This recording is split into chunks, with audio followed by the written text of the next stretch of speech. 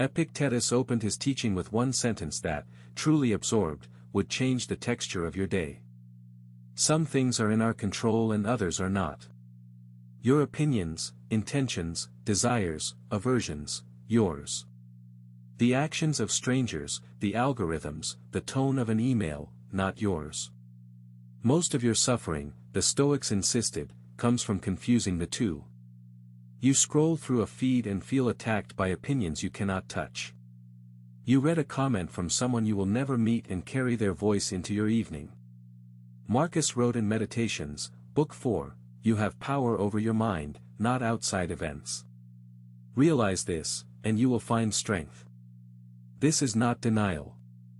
It is precision. The digital world floods you with thousands of impressions a day, each one demanding to be felt as urgent. The Stoic does not refuse the impression. The Stoic refuses to grant it more weight than it deserves.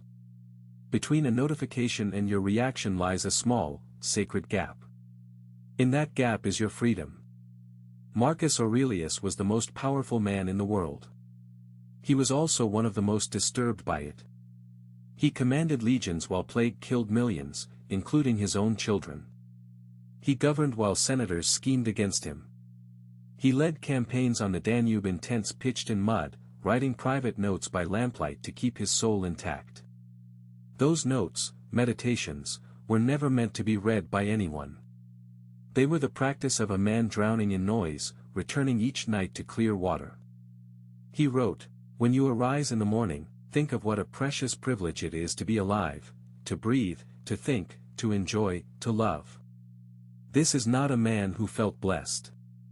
This is a man reminding himself, every dawn, that the day would try to take him from himself, and he must begin already centered.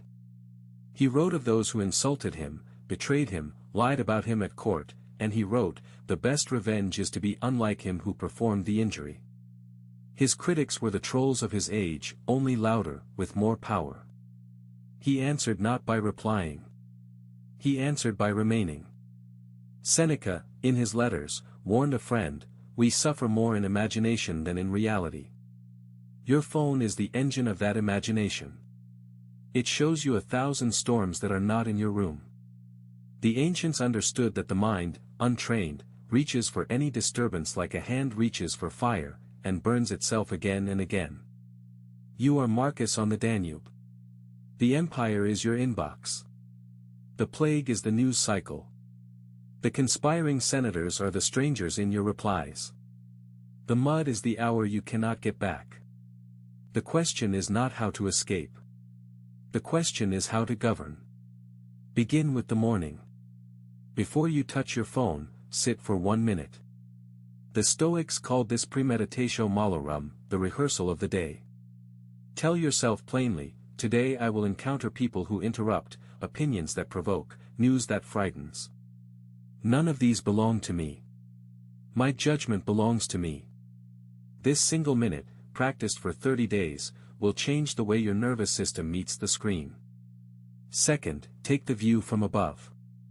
Marcus practiced this often, imagining himself looking down from a great height, watching his own life as one small life among billions. When a notification feels like a crisis, lift your eyes. The post that consumes you now will be forgotten by everyone, including you, in a week. The argument that hooks you is one of a million arguments happening at this hour. Most of what feels urgent is simply loud. Third, build the pause. When you feel the pull to react, to type the reply, to click the link, to refresh the feed, count 3 breaths. Epictetus said, "It is not what happens to you, but how you react that matters." 3 breaths is the gap. In that gap ask one question. Is this in my control? If yes, act with intention. If no, return to your work, your loved ones, your evening. This is not passivity. This is the discipline of an emperor. Last, end the day as Marcus did. Sit with 1 page. Write what disturbed you and why. Write what you did well. Write what you will do differently tomorrow. The journal is not for memory. It is for sovereignty. You take back, each night, the parts of you the day scattered. CTA, 12 to 13 minutes. If this kind of slow wisdom serves you, subscribe to the Stoic Life. We are a small community choosing depth over noise, one ancient voice at a time. Your subscription helps us keep returning to the philosophers who knew how to live. Outro, 13 to 15 minutes. Marcus closed one of his entries with this. The universe is change. Life is opinion. The chaos in your hand is real. The meaning you give it is yours. Tonight, before you sleep, put the phone in another room.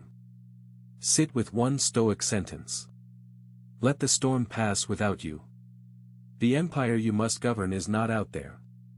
It is the small republic of your own mind. Tend it well. Tomorrow begins again. Marcus Aurelius governed an empire through plague, war, and betrayal without losing his composure, and the philosophy he used is exactly what you need to survive the digital noise of modern life.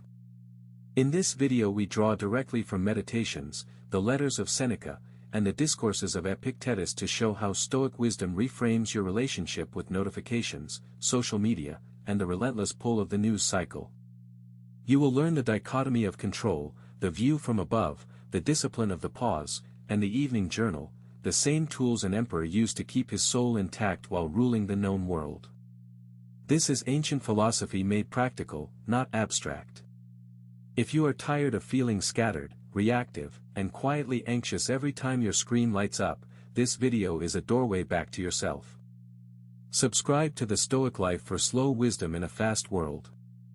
Midnight. The storm in your hand. 0:15 Why Stoicism now. 0:45 The Stoic Foundation. 3 o'clock How Marcus Aurelius lived at 6 o'clock Applying the wisdom today. 12 o'clock Subscribe for more Stoic wisdom. 12:30 a.m. Final Stoic thought.